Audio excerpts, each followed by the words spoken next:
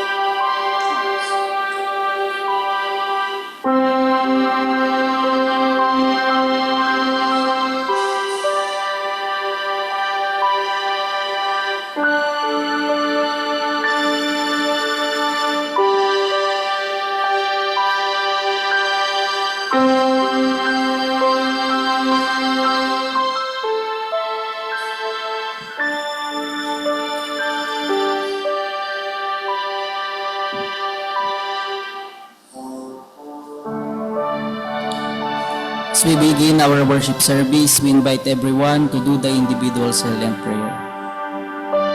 Maaari po tayong tumayo at kapag tayo po ay tapos na, marahan na lamang po tayong umupo.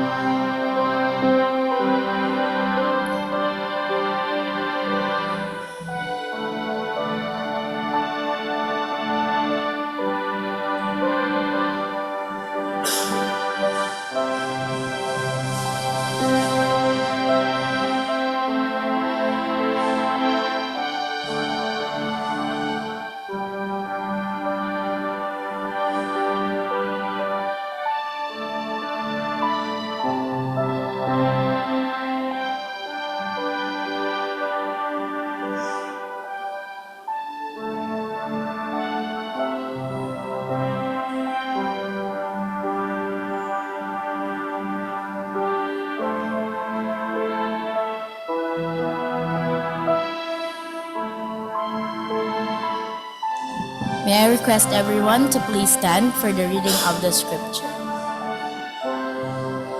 This is from the book of Psalm, chapter 51, verses 1 to 10. Have mercy upon me, O God, according to your loving kindness, according to the multitude of your tender mercies, blot out my transgressions. Wash me thoroughly from my iniquity, and cleanse me from my sin.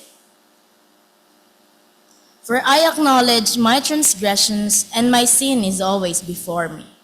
Against you, you only have I sinned and done this evil in your sight, that you may be found just when you speak, and blameless when you judge. Behold, I was brought forth in iniquity, and in sin my mother conceived me.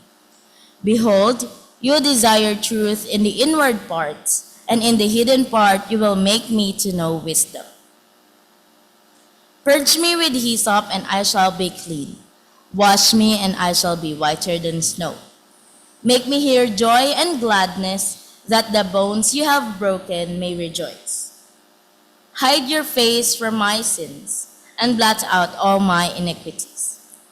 Create in me a clean heart, O God, and renew a steadfast spirit within me. Praise the Lord for the reading of the scripture.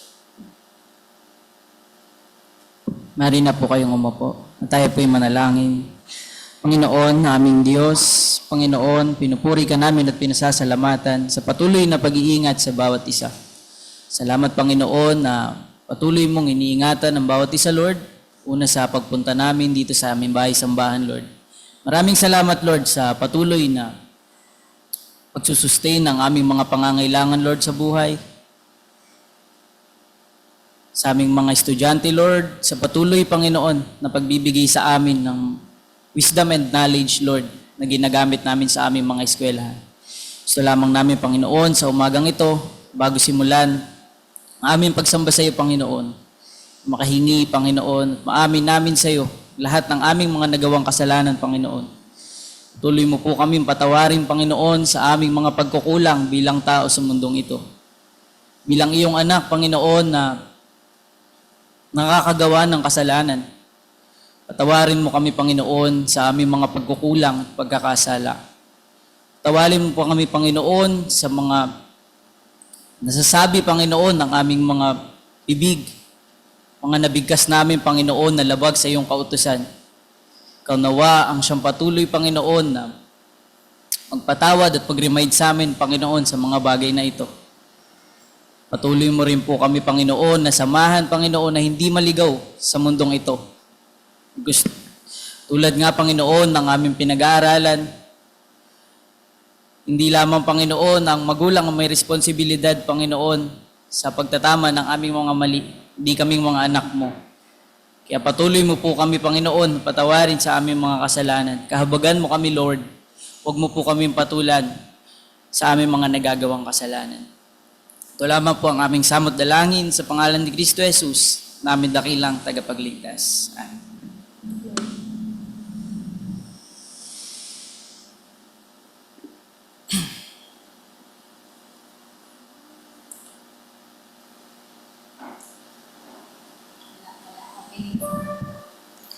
And this time po, we invite everyone na samahan po ka sa pag-awit at patuloy natin papurihan ang ating Panginoon sa umagang ito.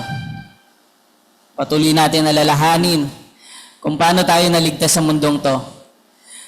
Nasa labas ng simbahan na to, napakagulo. Pero we are blessed dahil hinayaan tayo ng Panginoon natin na makarating dito. At ito ang pinakaligtas na lugar, ang ating simbahan. Patuloy po tayong umawit sa Panginoon.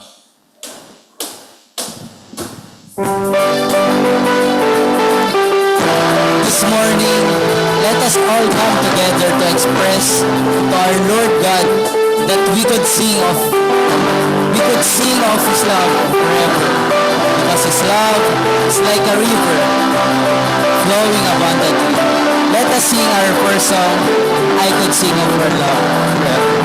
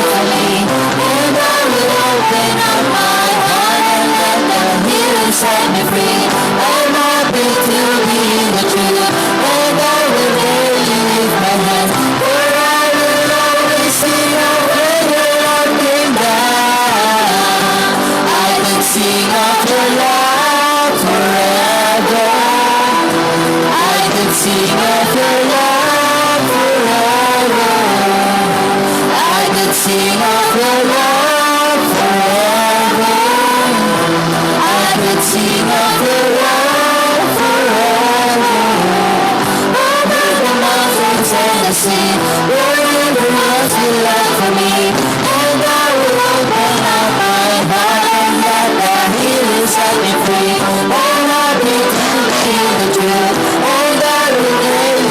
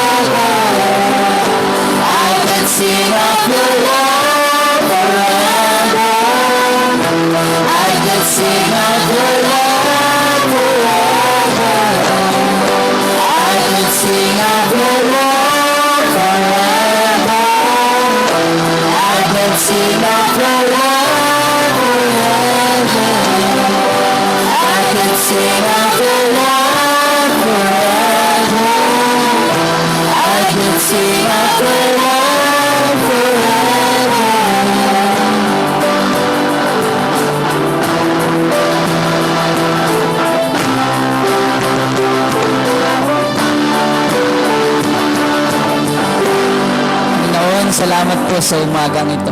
Patuloy mo po kaming samahan sa congregation, Panginoon. Patuloy mo, Panginoon, ipadama sa amin ang presensya at kung gaano kami kapalad, Panginoon, sa mundong ito. Patuloy mo po kami bigyan, Panginoon, ng galak sa aming mga puso. Maalaala namin, Panginoon, ang iyong kabutihan sa buhay namin. Ito lamang po ang aming dalangin sa pangalan ni Kristo Jesus.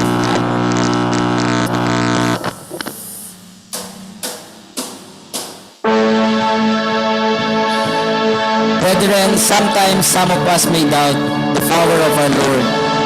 But this song is filled with trust and praise for our God. Let us sing our second song, There is Power in the Blood.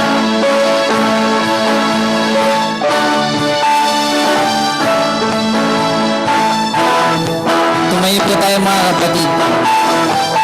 Sama-sama po natin sabay ng palakpak. There is power.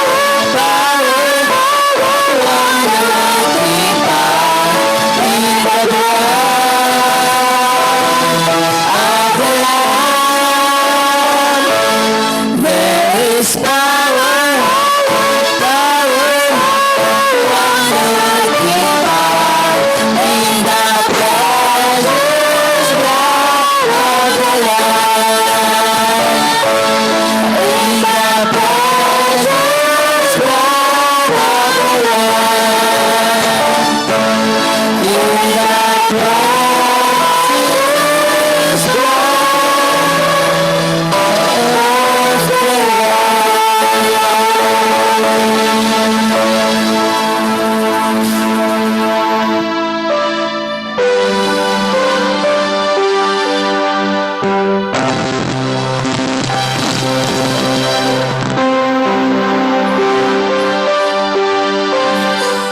we sing our last song, let us remember the sacred blood of our Jesus Christ. Amen.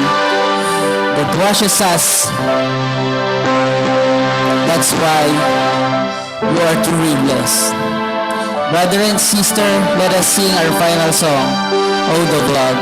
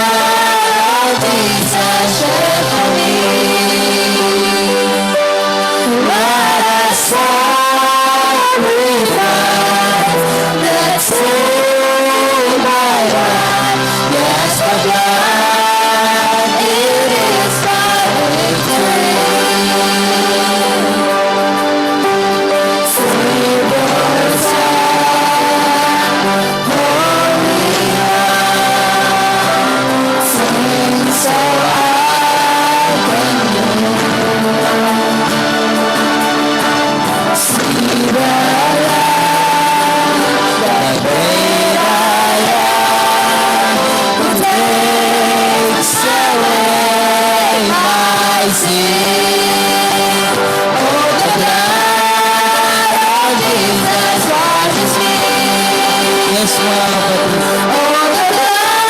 Linis na Panginoon ang ating mga kasalanan. Let us sacrifice that soul, my life. Yes, the blood is my victory.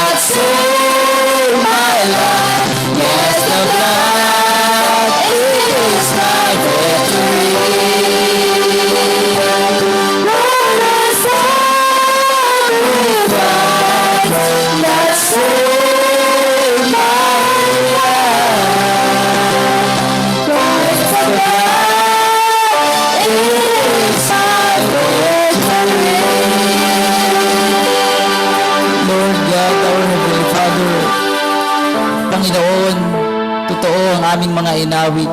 Pasalamat kami, Panginoon, sa iyong kabutihan. Ikaw ang Panginoon, na naglinis, Panginoon, sa pamamagitan ng iyong dugo. Salamat sa patuloy na pagmamahal mo sa amin. Patawad, Panginoon, sa loob ng isang linggo, hindi kami nagiging consistent, Panginoon, na alalahanin kung gaano ka kabuti sa amin. At nagsakripisyo ka, Panginoon, sa krus ng Kalbaryo. Patawarin mo kami sa aming mga kasalanan, Panginoon. At patuloy mo po kami samahan sa aming pagsamba sa iyo sa umagang ito. In Jesus' mighty name we pray. Amen.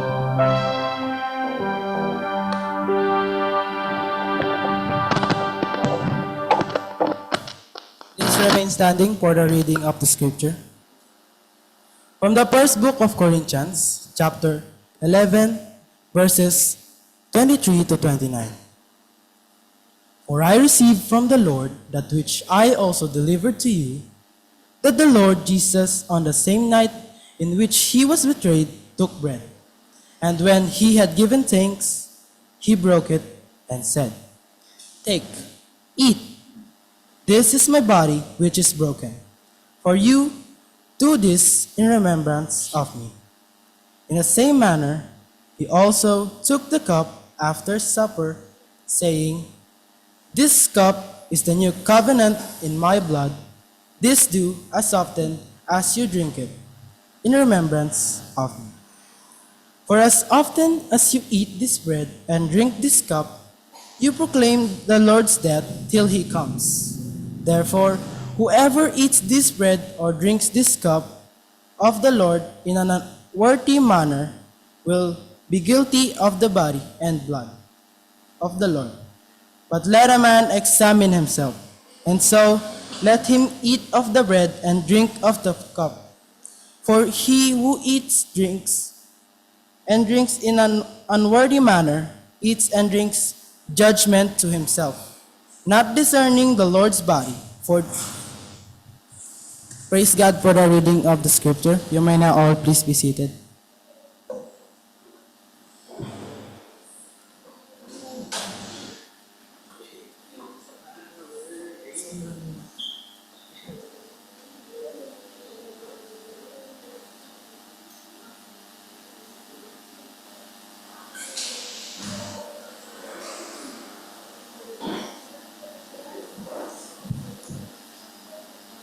Tayo po ngayon ay dadako sa ating Lord's Table. At sa ating pong pagdako sa ating Lord's Table, mayroon tayo pong mga paalala sa ating pong paggunita sa ginawa ng ating Panginoon Kristo doon sa krus ng Kalbaryo sa magitan ng banal na hapag. Ito po ay patuloy na nagbabalik na sinasariwa ang ating mga alaala sa ginawa ng ating Panginoong Kristo doon sa krus ng Kalbaryo. Kung paano niya pong tinubos ang ating kasalanan. At ito po ang layunin ng paggunita ng Lord's Table upang maging sariwa muli sa ating isipan ang napakadakilang ginawa ng ating Panginoong Jesucristo doon sa krus ng Kalbaryo. At nang sa ganon tayo po ay magpanibago ng ating init ng ating pananampalataya at ng ating pag-ibig sa ating Panginoon.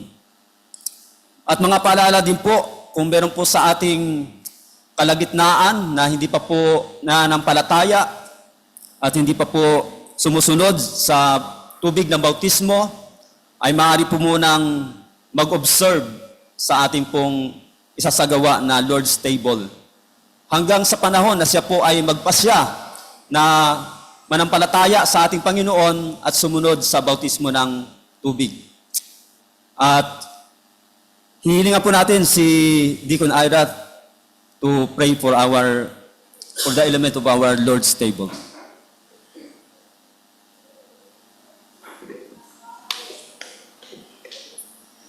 Tayo po yung manalangin po para sa mga elemento ng ating Lord's Table.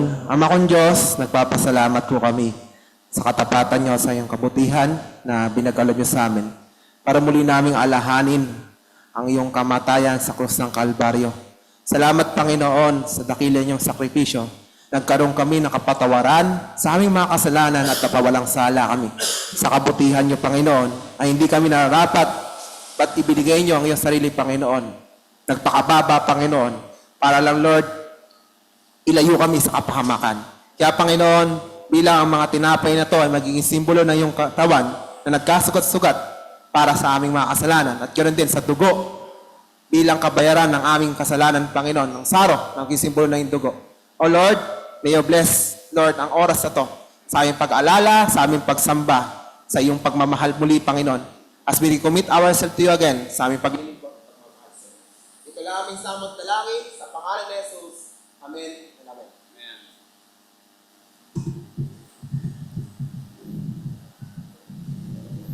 Nangyayahan ko po ang bawat membro ng iglesia upang tumayo at kumuha po ng mga elemento ng ating Lord's Table sa ating pong pagsisimula sa ating Lord's Table this time.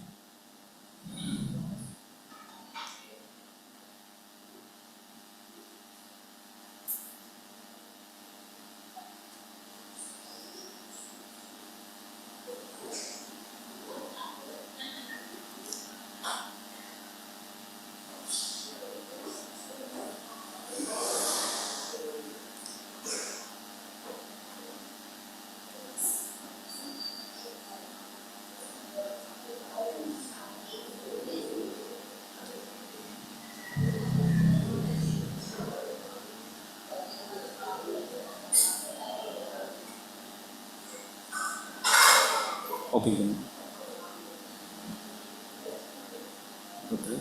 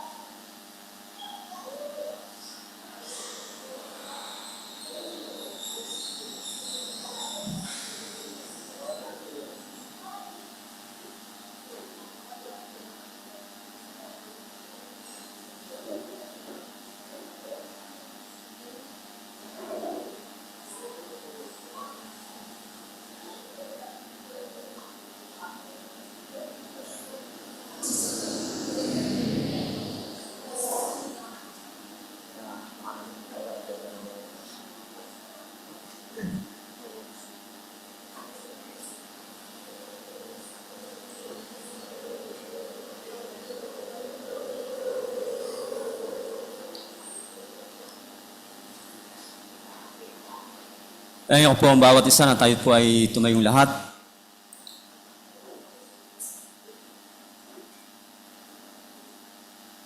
Sapagkat tinanggap ko sa Panginoon ang ibibigay ko naman sa inyo na ang Panginoong Hesus ng gabing siya'y ipinagkanulo ay dumampot ng tinapay at nang siya'y makapasalamat ay kanyang pinagputol at sinabi, "Ito'y aking katawan na pinagputol-putol dahil sa inyo. Gawin ninyo ito sa pag-alaala sa akin." Tanggapin po natin ang tinapay.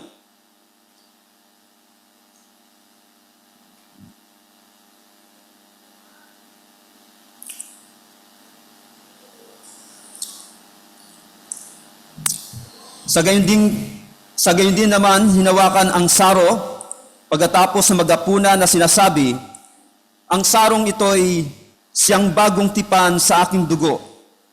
Gawin ninyo ito sa tuwing kayo'y magsisiinom sa pag-alaala sa akin, sapagkat sa tuwing kainin ninyo ang tinapay at inuman ninyo ang saro, ay inihayag ninyo ang pagkamatay ng Panginoon hanggang sa dumating siya." Tanggapin natin ang simbolo ng dugo ni Kristo.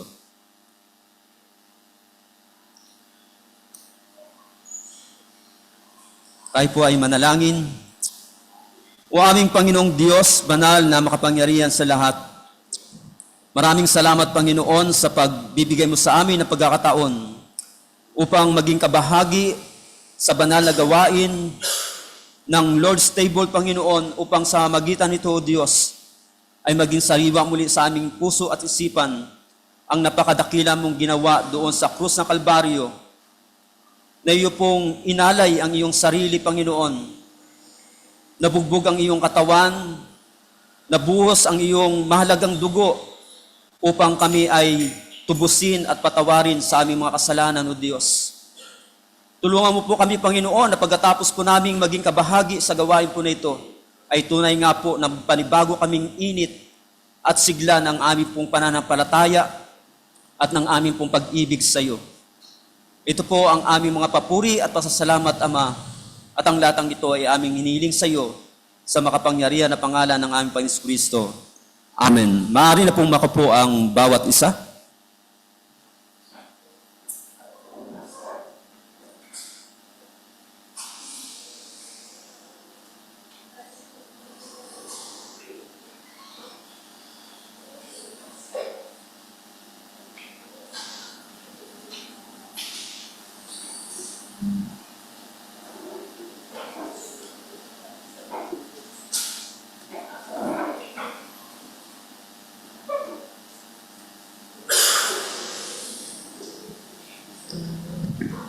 May I request everyone to please stand for the reading of the scripture. This is from the book of Deuteronomy, chapter 6, verses 5 to 9. You shall love the Lord your God with all your heart, with all your soul, and with all your strength. And these words which I command you today shall be in your heart. You shall teach them diligently to your children, and talk of them when you sit in your house, when you walk by the way, when you lie down, and when you rise up. You shall bind them as a sign on your hand, and they shall be as frontlets between your eyes. You shall write them on the doorposts of your house and on your gates. Praise the Lord for the reading of the scripture. You may now take your seats.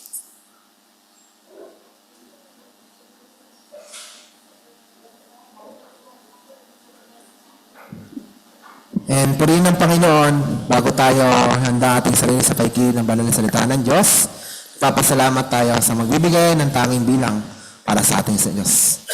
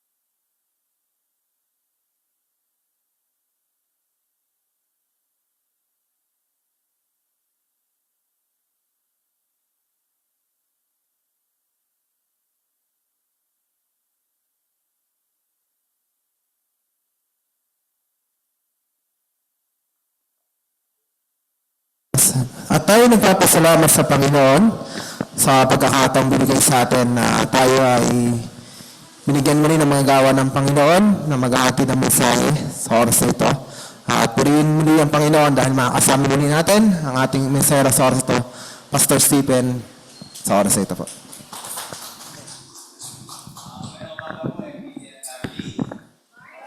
Ayan, ako po'y masaya na muling makarating sa inyong piling sa umaga pong ito. Salamat sa Panginoon. Muntik nang hindi makarating kasi ay muntik na kami hindi naman sa hindi magkasundo, kundi ay hindi magkasundo ni Pastor. But anyway, ako po'y nagpapasalamat na muli po tayo nabigyan ng pagkakataon na makita ko pong muli ang bawat sa inyo. Ngayon po ay second Sunday ng November, napakabilis po ng panahon. Ano po? Kaya lang ay napakainit pa din. But then again, sana po ay habang papalamig ang panahon, ay mas lalo naman tayong umiinit sa Panginoon. Amen? Amen. Magandang umaga po, Pastor. Nice to see you again. Si Pastor ay alam kong daupang palad ko sa mga fellowship, kaya lang ay bihira din kaming magkakwentuhan. Ayan. At salamat po sa Panginoon na makasama kayo ngayong umagang ito. Harap po sa inyong katabi at pakisabi sa kanya, masaya akong nakita ka ngayon. Ayan. Isa pong magandang ngiti na makakalimutan niya yung utang niya sa tindahan. At sa kayo marami niyang labahin ngayong umagang ito. Amen. Praise the Lord. Praise the Lord. Hilingin ko po ang bawat isa na tayo pong lahat ay tumayo.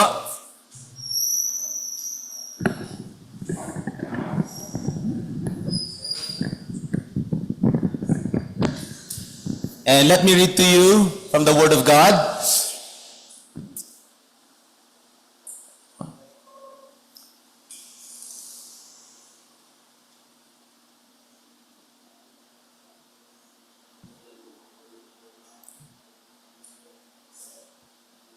All right. Okay. Let me read to you from the Word of God, Deuteronomy chapter 6, beginning from verse 5. The Bible says, and God says in His Word, "You shall love the Lord your God with all your heart and with all your soul and with all your might. And these words that I have commanded you today shall be in your heart. You shall teach them diligently to your children and shall talk of them when you sit in your house and when you walk by the way and when you lie down and when you rise. You shall bind them as a sign on your hand, and they shall be as frontlets between your eyes. You shall write them on the doorpost of your house and on your gates." Everybody say, "Praise the Lord." Let's all pray. Our Heavenly Father, we would like to thank you. We glorify you. We exalt your matchless name this morning. Thank you for giving us the opportunity to be here. It is such a privilege that we are standing, we are gathering in the most beautiful and in the most sacred place in this world. Because this is the place where your people gather to magnify and worship you. And this is the place where you meet your people. We thank you because this morning we have the privilege of the fellowship, the presence, and the power and the blessings of the Holy Spirit.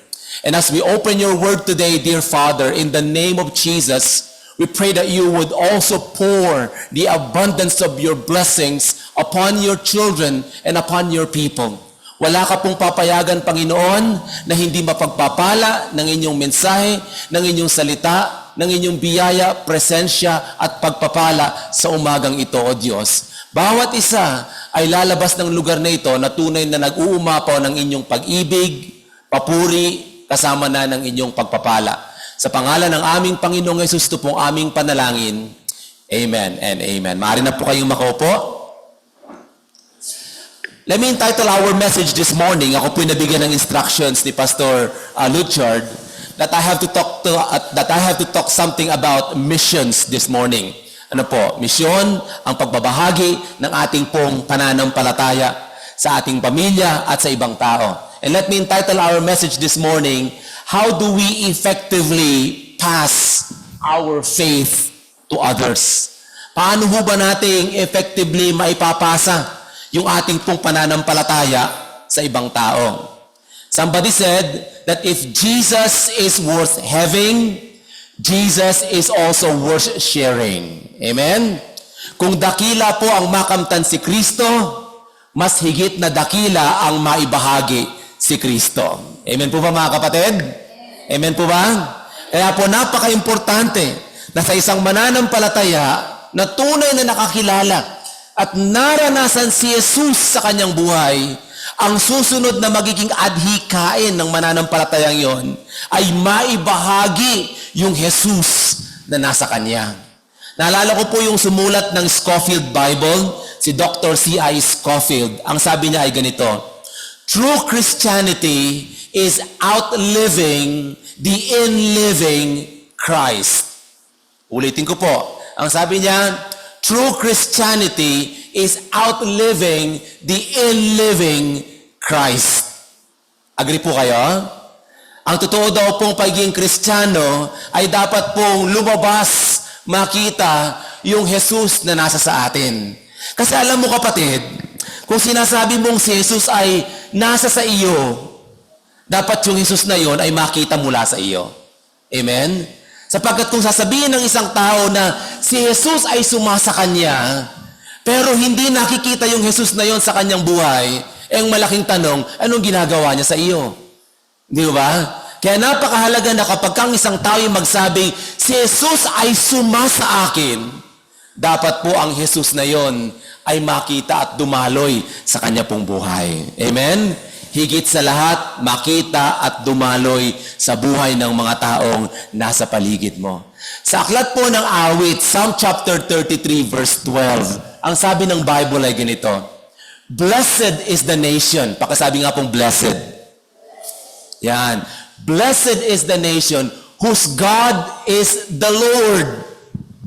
Yan. Pwede pong pumili ang iba't ibang bansa at iba't ibang tao ng kanilang Diyos. Diyos ng pera, Diyos ng edukasyon, Diyos ng kapangyarihan, Diyos ng koneksyon, Diyos ng kaibigan, Diyos ng pleasure. We can choose our own God. But the Bible says that there is only one God that could bring us into a life of blessedness. Pwede kang pumili ng kahit anong Diyos na gusto mo. Pero iisa lamang ang sinasabi ng Biblia na isang Diyos na pwedeng magdala sa iyo sa buhay ng pagpapala. Ang sabi, "Blessed is the nation whose God is the Lord of Israel." Amen? And sabi po dyan, "And blessed are the people He has chosen for His own." Mapalad ang bansa na si Yahweh ang Diyos at mapalad ang bayang Kanyang ibinukod. Kaya alam po ninyo mga kapatid, mapalad po tayo. Amen ba mga kapatid? Sapagkat natagpuan po natin yung Diyos ng biyaya at pagpapala. Yung Diyos ni Israel. At ang sabi po sa aklat po ng Luke chapter 1 verse 50, "From one generation to another, He shows mercy to those who honor Him." At yung pong pagpapala ng Panginoon na ipinakita po niya sa Israel noong unang panahon, hindi po doon yun natatapos. Ang sabi ng salita ng Panginoon, from one generation to another. Sa bawat salit-saling lahi, handang ipakita ng Diyos ang kanyang awa, ang kanyang pagpapala doon sa mga lahing handang magbigay ng papuri sa Kanya. Alam niyo po, bilang mga magulang, gusto po nating matiyak ang kinabukasan ng ating mga anak. Amen? Tama po ba? Bilang isang magulang, ako po isang magulang, mayroon po akong 4 na anak, pinakamalaking adhikain ng aking puso ay yung makita ko po na yung aking mga anak ay magkaroon po ng matagumpay na kinabukasan. Amen ba? Kasi puso po yan ng isang magulang. Kaya natin sila pinag-aaral. Yung marami pang mga magulang dito, ipinaghahanda pa natin sila ng posibleng bahay, investments, at napakaraming mga bagay-bagay. Bakit? Kasi gusto natin na yung ating mga anak, matiyak natin yung kanilang kinabukasan. But let me also give you a principle from the Word of God, mga kapatid. Bilang mga magulang na nagmamahal sa ating mga anak, the only way for us to secure the future of our children or the next generation is for those children or for our children to honor God. Amen? Kapag ka ang anak mo, kilala niya si Yahweh, may takot siya, may respeto siya, may pagmamahal siya sa ating Panginoong Diyos, and He will make sure that He will honor God, that is a security of their future. Amen?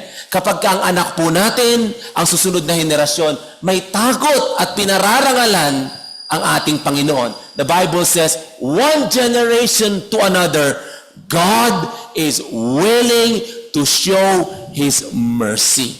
Amen? Even His favor. Kaya nga po sa aklat po ng Psalm chapter 78, ang payo ay ganito. The Bible says, we will not hide from their children, but tell to the coming generation. Pakasabi nga pong, tell to the coming generation. Tell to the coming generation what? The glorious deeds of the Lord and His might and the wonders that He has done. Trabaho po natin na yung susunod na henerasyon, makita nila, marinig nila, malaman nila yung glorious deeds, yung might, at yung wonders na ginawa ng Diyos sa atin pong buhay. Sa Deuteronomy chapter 6, just to give you a short background, para po maisip ninyo kung ano po yung larawan habang ginagawa o habang sinusulat ang Deuteronomy chapter 6. Ito po yung panahon na ang Israel ay patapos na yung kanilang 40 years na wandering sa disyerto. So for 40 years, hinayaan sila ng Diyos na magpaikot-ikot doon po sa disyerto. At ito po yung panahon na halos abot na nila yung promised land. At ito rin po yung panahon na yung Deuteronomy chapter 6 ay nagsalita si Moses sa congregation ng Israel. At dito po i-deliver na yung tinatawag nating Shema. Shema is simply the declaration of number one, God's oneness or the unity of God, God's covenant, and at the same time, His reminder to the children of Israel. Kukuha po ninyo. Yung pong Deuteronomy chapter 6, kung ito po ay ating pong lalagyan ng isang outline, unang-una, sinasabi po dito yung faithfulness ng Panginoon. Sinasabi dito ni Moses, for the past 40 years, ang Diyos, He sustained you throughout the 40 years of wandering in the desert. Pangalawa po, it's also a warning. Pagdating nyo doon sa land of the promise, at maranasan ninyo yung abundance na dulot ng land na ito, be careful not to forget the Lord. Yun po ang warning sa kanila ni Moses. At ang pangatlo po, ay yung pagkasabi sa Israel that they have to renew their covenant of their love for God or for the God of Israel. At ang pang-apat is that they have to teach their children, the next generation, on how to love God. So, yung pinakahuli po, we want us to focus on the last part. Paano mo bang ipapasa sa ating pong mga mahal sa buhay, sa susunod na henerasyon, sa ibang tao, effectively, yung pananampalataya na mayroon tayo? If Jesus is worth having, Jesus is also worth sharing. So paano bang tayo na nakaranas, natagpuan si Kristo sa ating buhay, paano po natin maibabahagi si Kristo sa maayos at effective na paraan sa ibang tao? Let me share with you 3 principles this morning based from Deuteronomy chapter 6 on how we can effectively pass our faith to others. Number 1 is what we call the principle of experience. Pakasabi nga pong experience. Number 2 is the principle of expression. Number 3 is the principle of example. Okay? let's go to number 1. Pakitapik nga yung katabi mo at pakisabi sa kanyang, okay ka lang? Yan. Magsisimula pa lang tayo kasi, ayan, bibilisan naman po natin. Yan. Number 1 is let's talk about the principle of experience. How do we effectively pass our faith to others? Then we have to experience our faith first. Kinakailangang maranasan muna natin yung ating pananampalataya. Amen ba mga kapatid? You see, Christianity is not just something you hear, but Christianity or true Christianity is something that you have to experience. Ulitin ko po, true Christianity is not just something you hear and you understand, but most of all, true Christianity is something that you have to experience. Amen? Yung karanasan mo kay Kristo, yun ang ibabahagi mo sa iba. Yung karanasan mo sa paglakad mo sa Diyos, yun ang ibabahagi mo sa iba. Kaya po maraming mga Kristiyano, kaya kapag ka ang buhay Kristiyano, salat, tuyo ang ating karanasan sa Diyos, mahirap pong ibahagi ang Diyos na alam mong hindi mo nararanasan sa iyong buhay. Amen? Mahirap pong ibahagi ang isang Kristong hindi mo nauunawaan at nararanasan sa iyong buhay. Tama po ba? Kinakailangan ang Kristong yan ay maging aktibo, maranasan, dumaloy, bumago sa ating buhay upang yung pagbabago at karanasan na yan ay dumaloy at makita ng ibang tao. Deuteronomy chapter 6 verse 5, ang sabi niya, you shall love the Lord your God with all your heart, with all your soul, and with all your might. Anong tawag po dyan? Karanasan ng pag-ibig sa Diyos. Sabi niya, iibigin mo ang Diyos ng buong mong puso, buong kaluluwa, at buong kalakasan. And these words, ito po yung Shema, that I command you today, hindi niya sinabing, these words you shall remember, pero ang sabi niya, these words shall be in your heart. Kukuha po ninyo mga kapatid, how do we effectively pass our faith to other people? We have to experience that love in our heart, in our soul, and with all our might.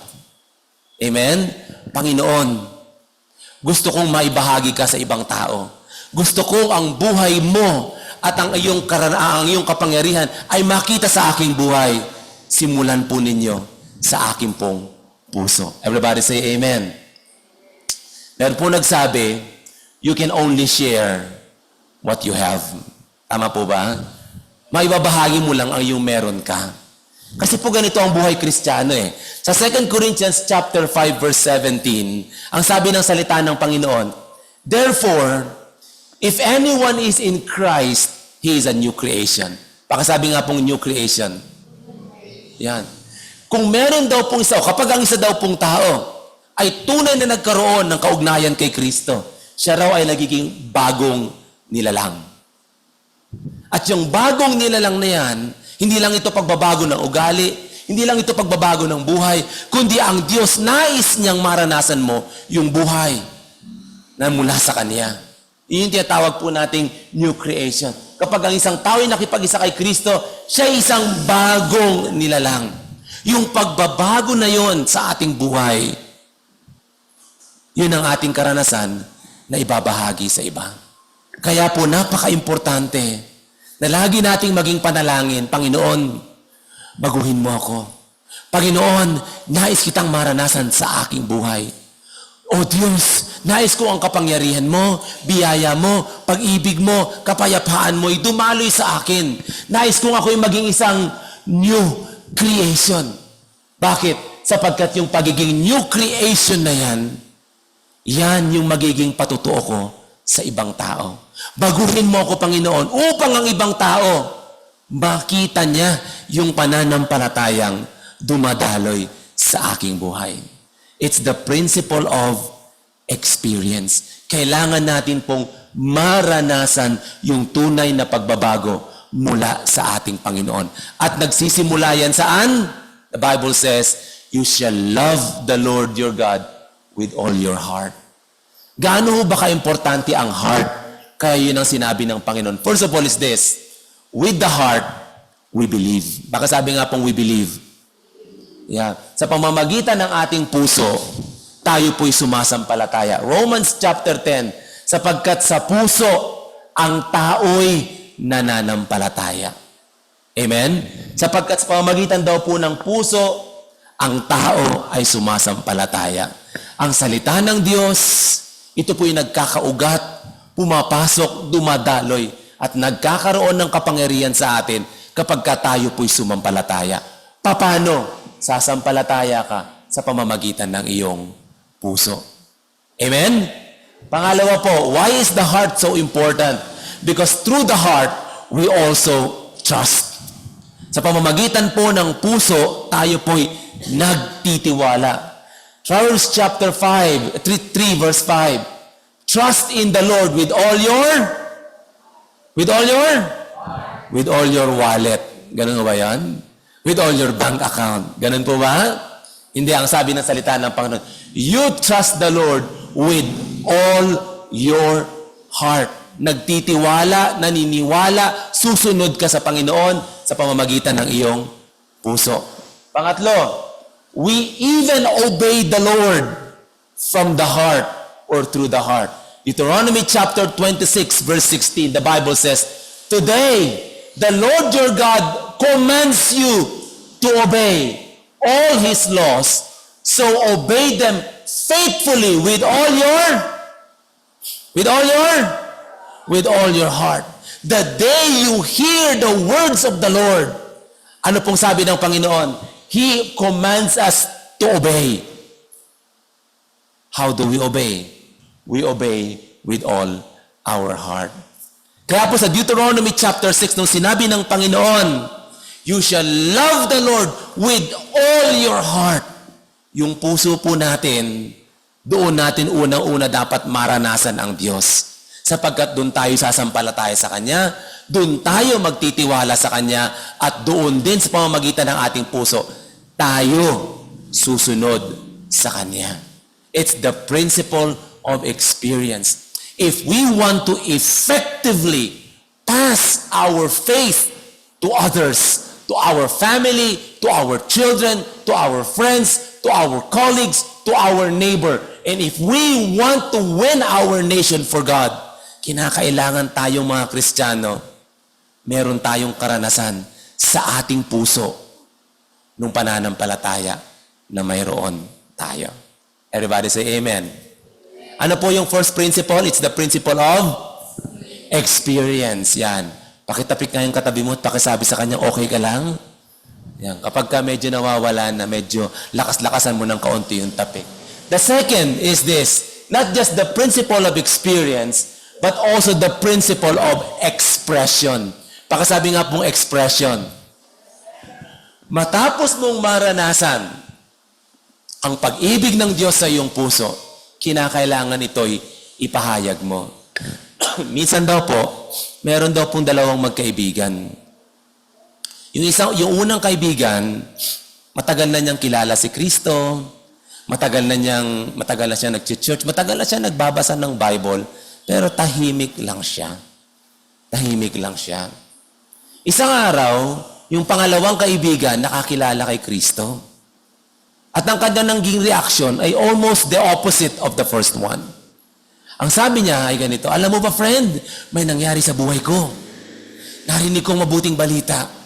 Narinig kong si Jesus ang tagapagligtas. At siya itinanggap ko bilang Panginoon ng aking buhay. At ngayon friend, gusto ko siyang i-share sa iyo.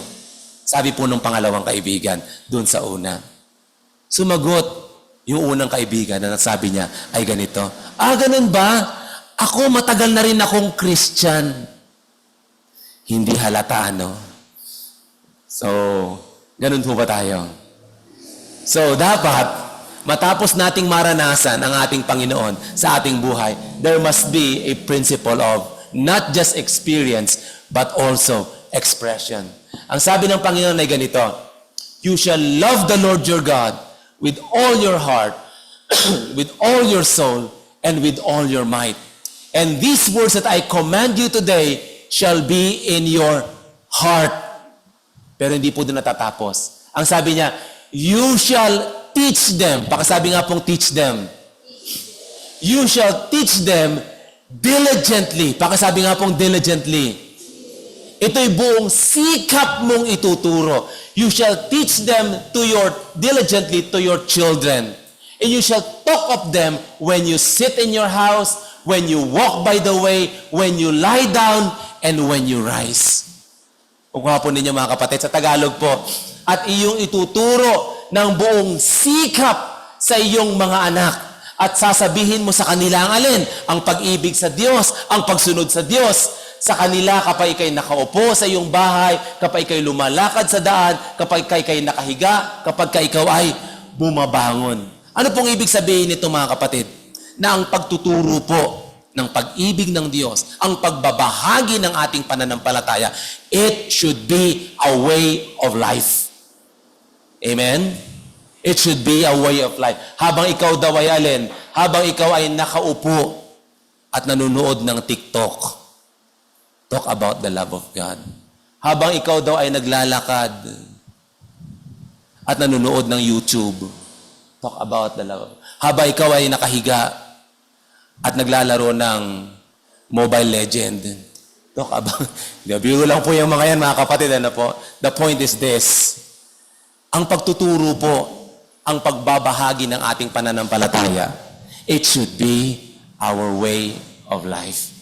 Kaya po ako ang aking paniniwala.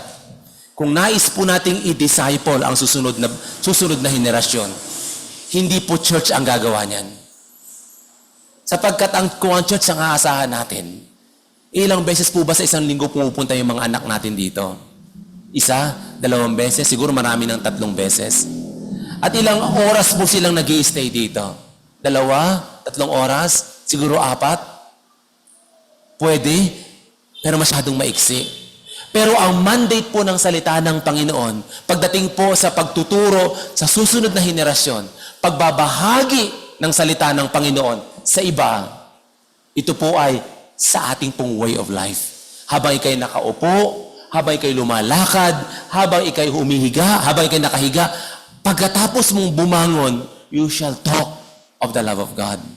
Amen? Amen po ba? Sa ating pong tahanan, gaano po natin kadalas pag-usapan ang Panginoon sa ating pamilya? Sa ating pong kapitbahay, gaano natin kadalas ibahagi at pag-usapan ang Panginoon? Sa trabaho natin, gaano natin kadalas ibahagi si Kristo? Ang pagbabahagi po ng presensya, ng pag-ibig ng ating pananampalataya, it should be a way of life. Everybody say amen. Si Matthew Henrys po, ang sabi yung sumulat ng Matthew Henry Commentary, ang sabi niya ay ganito, the more you are conversant with them, the more you are affected by them. He is actually talking about the Word of God. The more you are conversant with the Word of God, the more you are affected by the Word of God. Amen ba mga kapatid? Gusto mo bang maapektuhan ka mayat maya ng salita ng Panginoon? Alam mo ang gawin mo kapatid, ibahagi mo ito. Amen? Because the more you talk about the love of God, the more you talk about the Word of God, the more you are going to be affected by the Word of God. Amen? Marami po, sabi ni Pastor Rick Warren, marami po kasi sa mga Kristiyano, pagkagising pa lang sa umaga, they would rather hear the world news rather than the good news. Right? Paggising po natin sa umaga, ano una-una natin gagawin? Bubuksan natin yung TV natin, bubuksan natin yung ating cellphone, hindi ko masasabing masama yun. Bubuksan natin yung possibly yung ating computer, right? At ano pong una-una natin gagawin? Papakinggan natin yung mga chika at balita sa labas. Di ba? Ang problema po, pag pinakinggan po natin ang world news, sasabihin sa atin yan, isang lalaki ang binaril. Di ba? Grupo ng tao ang nasagasaan. Isang grupo ang nag-riot at nag-rumble. Puro kaguluhan. Right? So, there are so many times that the first thing in the morning, we would rather hear the world news rather than the good news. Right?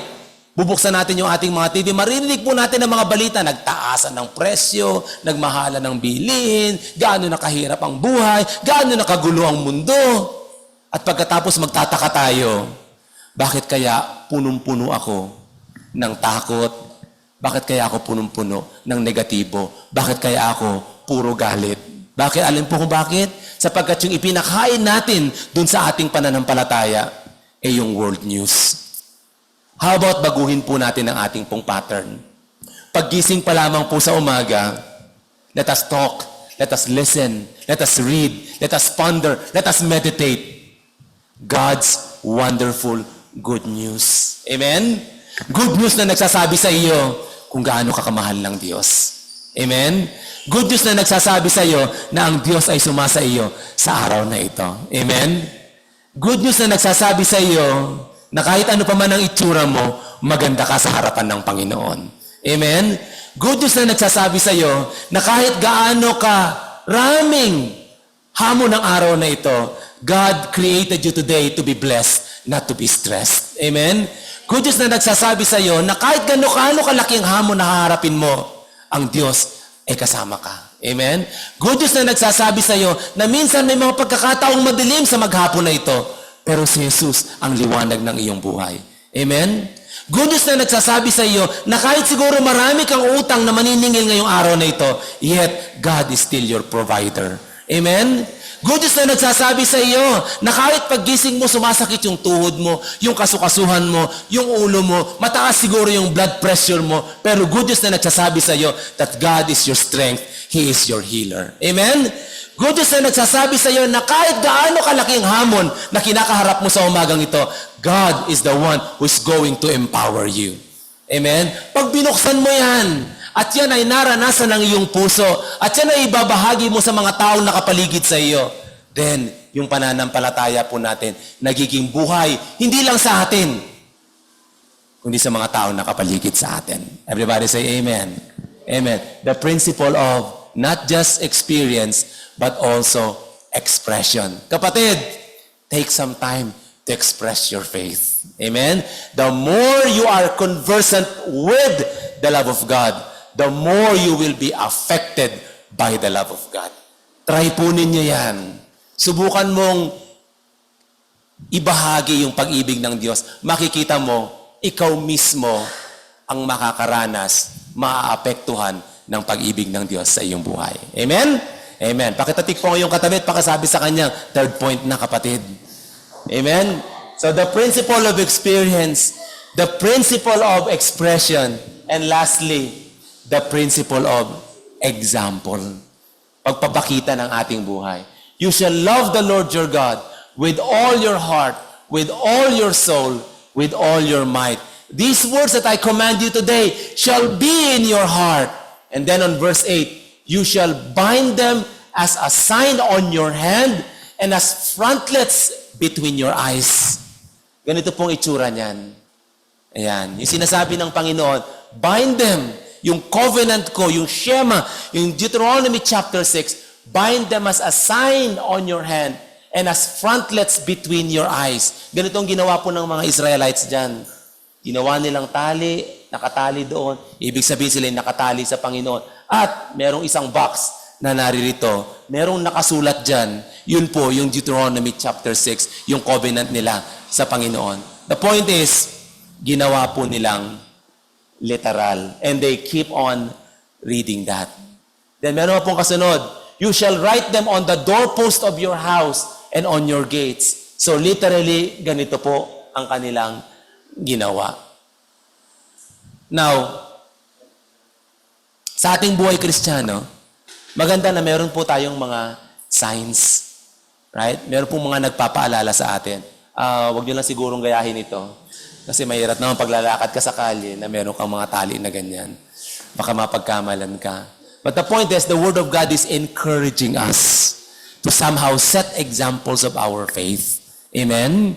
Sa inyo pong mga bahay, may mga verses po ba na mga nakadikit kayo? Amen? Sa inyo pong kwarto, ano yun, picture ba yun ng SB19 o ng Biniverse? Yung mga nakalagay doon sa inyong mga wall? Yung mga wallpaper po natin sa ating mga cellphone. Sino po yung mga nakalagay dyan? Yan po ba yung Blackpink o mga K-pop? Di ba? So, sino po ang nakalagay dyan? Napakaganda na bilang mga Kristiyano, the Word of God is actually encouraging us to put signs, put possibly posters, put reminders of your faith. Very, very, very long time ago, sa SIBFK camp, doon po sa may tabi pa yun ng beach, noong unang panahon, hindi pa nalipat doon sa Malbar, Batangas, there was a time that I actually committed my life to the Lord Jesus Christ. And meron lamang pong simpleng ginamit na object nung gabing yon. Isa pong kandila. Ang simpleng kandila. Yung kandila na ordinaryong kandila. Nung gabing yon, yung speaker sa SIBFK camp, he invited us, if you want to commit, if you want to give your life to Jesus Christ, hold that candle and light that candle as a sign that you are giving your heart to Jesus Christ and follow His will for your life. Nung gabi pong yun, sinindihan ko yung kandilang yon as a response to the message. Sandali lang na nakasindi yung kandilang yon. Actually, hindi nga siya halos nangalahati. But I did something for that candle. Tinago ko po yun. At sinama ko po yun sa mga, let's just say, mga personal memento ng aking buhay. Bakit? Every time I would look at that ordinary candle, it would remind me, or it reminds me, that once upon a time in my life, young heart, young people, I responded, lit up that candle, and I responded by giving my life to the Lord Jesus Christ. Marami pong pagkakataon, nakakalimut ako ng calling ko. Aaminin ko sa inyo yan. Nanlalamig ako sa aking tawag sa Panginoon. Maraming mga pagkakataon, nalilihis din ako ng aking landas mula sa Panginoon. But whenever I look at my mementos, whenever I look at my souvenirs and look at that candle, it would remind me that somehow, many years ago, I have committed my life to the Lord Jesus Christ. Amen? Ganon din po sa inyo mga kapatid. Maganda yung meron pong nakalagay doon. Joyful gatherings with grateful heart. Ganon po ba nakalagay dyan? Full na lang eh. Hindi ko alam kung joyful ba yan or ungrateful ba yan. Hindi, biro lang po. Joyful gatherings with grateful hearts. Mga nagpapaalala, nagre-reinforce ng ating pananampalataya. Ano yung iyong life verse? Ano yung iyong life motto bilang isang Kristiyano? Lagyan mo ng mga reminders ang pananampalataya mo. Ang problema lamang po ng mga Israelites is that they became more concerned on the objects rather than the meaning behind the objects. They're concerned more about the form rather than obedience. Yun naman po ang ating iingatan. Ang ginawa po nila, sinunod nila, pero ginawa nilang literal. Makikita mo yung itsura, pero yung buhay, hindi sumunod. Sana hindi po ganon. Sana kung lalagyan natin ng reminders ang ating mga buhay Kristiyano, nawa, kasama din po doon ay ang pagsunod. Kaya nga po ang sabi ni Apostle Paul sa Philippians chapter 1 verse 20, ang sabi niya ay ganito, according to my earnest expectation and my hope that in nothing I shall be ashamed, but with all boldness, pakasabi nga pong boldness, but with all boldness, as always, so now Christ shall be magnified in my body. Ngayong tayo po ay nasa new covenant na, higit doon sa pagtatali, paglalagay, pagdidikit, ang nais po ng Panginoon na si Jesus ay ma-magnify sa atin pong mga buhay, sa atin pong mga katawan, whether it be by life or by death. So, how do we effectively pass our faith to others? Number one, there's what we call the principle of experience. Kailangang maranasan mo yung Jesus na nasa iyong puso. Panginoon, baguhin mo ako. Iparanas mo ang iyong biyaya sa aking buhay. At nawa ang biyayang yan ay dumaloy sa aking karanasan patungo sa ibang tao. Second is the principle of expression. Talk about your faith. Make your faith a lifestyle. At dapat ito'y marinig ng mga taong nakapaligid sa iyo. Number 3, is the principle of example. Let Christ be magnified in your body. The Bible says, blessed is the nation whose God is the Lord of Israel. The only way for us to bless our family, the only way for us to truly bless the people around us is by sharing our faith to them. Kapag ibinahagi mo sa kanila si Kristo, mararanasan nila yung pagpapala na nararanasan mo at sila man ay mapagpapala din. Let me end with this. If Jesus is worth having, Jesus is also worth sharing. Kung dakila ang makamtan si Kristo, mas higit na dakila ang maibahagi si Kristo. Amen? Kung dakila na ikaw ay naging Kristiyano, mas higit na dakila ng ibang tao ay maging Kristiyano dahil sa iyo. Everybody say amen. Panginoon, salamat po ng marami sa inyong salita na nagsasabi na ang pag-ibig mo ay dapat maging nasa aming puso. Subalit hindi lamang po sa aming puso, nawa ito po'y dumaloy sa aming buhay. Na ang ibang tao, Panginoon, ay makita at maranasan si Jesus, si Kristo, sa magitan ng buhay na nakita at nakikita nila mula sa amin. Dalangin ko, Panginoon, na sa maliit na pamilyang ito ng FBCF, nawa mula sa amin, dumaloy nawa ang buhay ni Kristo. Papunta sa bawat miyembro ng aming pamilya. Makita sa aming mga kapitbahay.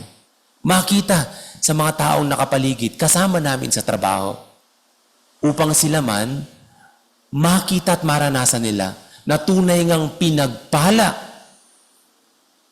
ang Diyos. Pinagpala ang makamtan ang Diyos, ang Panginoon ni Israel sa aming buhay. At sila man, maranasan nila ang pagpapalang aming nararanasan. Salamat po sa pangalan ng aming Panginoong Jesus. Everybody say amen. Salamat po and God bless you.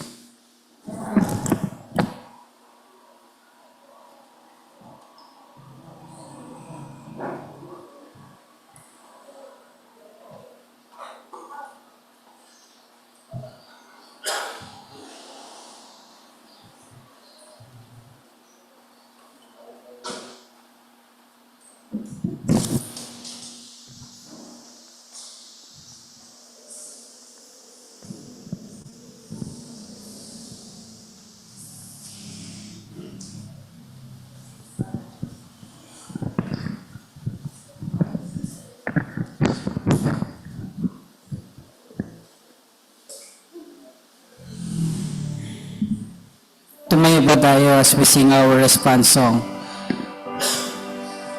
Sing.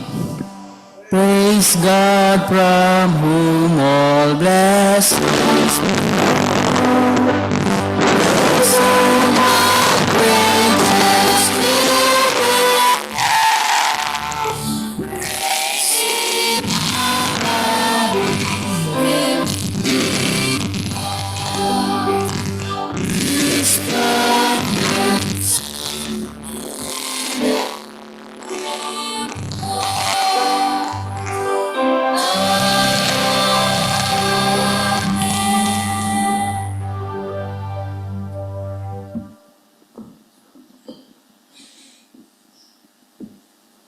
Please remain standing for the reading of the scripture.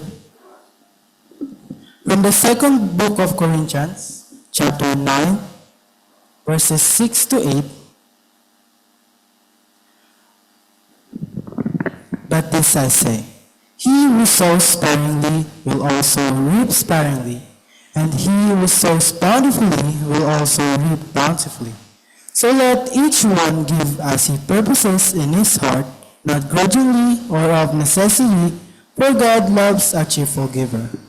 And God is able to make all grace abound toward you, that you, always having all sufficiency in all things, may have an abundance for every good work. Praise God for the reading of the scripture. You may now all please be seated.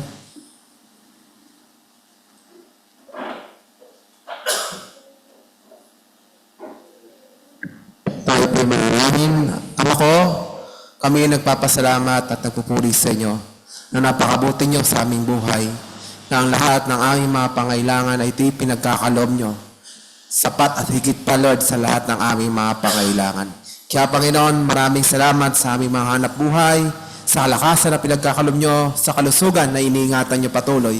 Kaya, Panginoon, bilang matapat na tagapamahala ng ari-arian na pinagkatiwala nyo sa amin, tanggapin nyo po ang aming maikapo, aming mga handog sa inyo at aming mga mission faith promises, Panginoon, na patuloy niyong gagamitin ang lahat ng mga salapi dito na may ipon sa ikakatanyag na yung gawain sa lupang ito.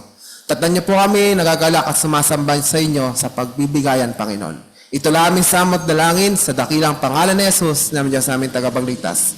Amen. At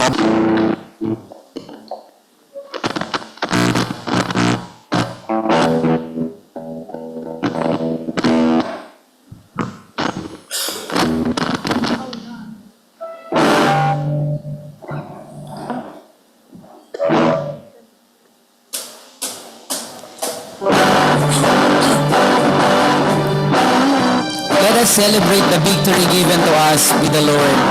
Let's remember His salvation and forgiveness He has granted us.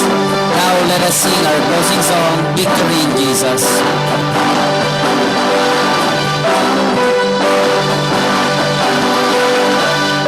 I heard an old story, how a Savior came from glory, how He gave His life on Calvary to save a wretch like me. I heard about His crowning, of His blood and glory, that I repent of sin and victory. Oh, victory in Jesus, my Savior forever. He saw me happy with His redeeming blood. He loved me like you did, and all my love is to Him. He loves me to victory with His blessing love.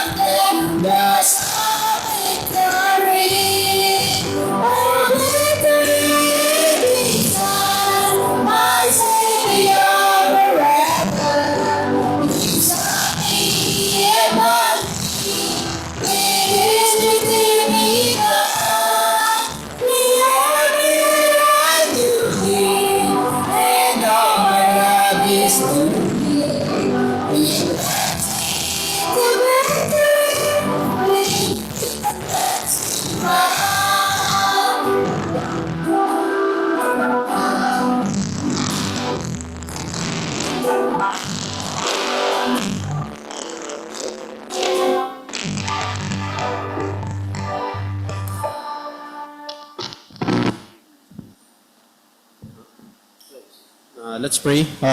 Panginoon, salamat po Panginoon sa umagang ito. Salamat maging sa inyong mensahe namin na tunghayan. Panginoon, we ask for strength, Panginoon. We thank you, Lord, for letting us experience your love, Panginoon, your grace, Panginoon. We ask strength to express this, Panginoon, to become a great example, Panginoon, sa aming naranasan, Panginoon, na inyong kahabagan, Panginoon, sa inyong biyaya, Panginoon, at sa inyong pagmamahal, Panginoon. Maraming salamat, Panginoon, maging sa aming patapos na gawain, kayong mag-ingat sa amin, Panginoon. Dalangin namin sa ang mga kapatiran namin na wala dito, Lord, na continue to remind them, Panginoon, how important and how we are privileged, Panginoon, na makapanambahan sa inyo sa araw ng linggo, Panginoon. Salamat, Panginoon, sa aming pagsamasamantalang paghiwa-hiwalay, kayong mag-ingat sa amin, magbalik muli sa amin sa susunod na gawain. Ito aming sinasamo at pinapanalangin sa matamis na pangalan ni Jesus. Amen. Amen. And now to him is able to keep you from stumbling and to present you faultless before the presence of glory with exceeding joy. To God our Savior, who alone is wise, be glory and majesty, dominion and power, both now and forever. Amen and amen.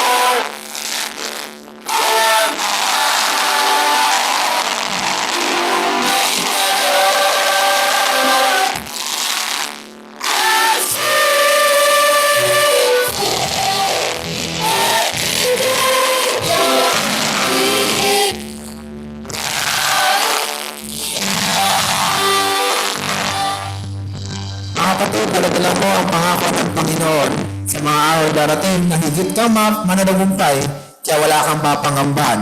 Dahil huwag mong kakalimutan, palagi mo tandaan, mahal tayo ng Diyos. Diyan po natapos ang ating gawain.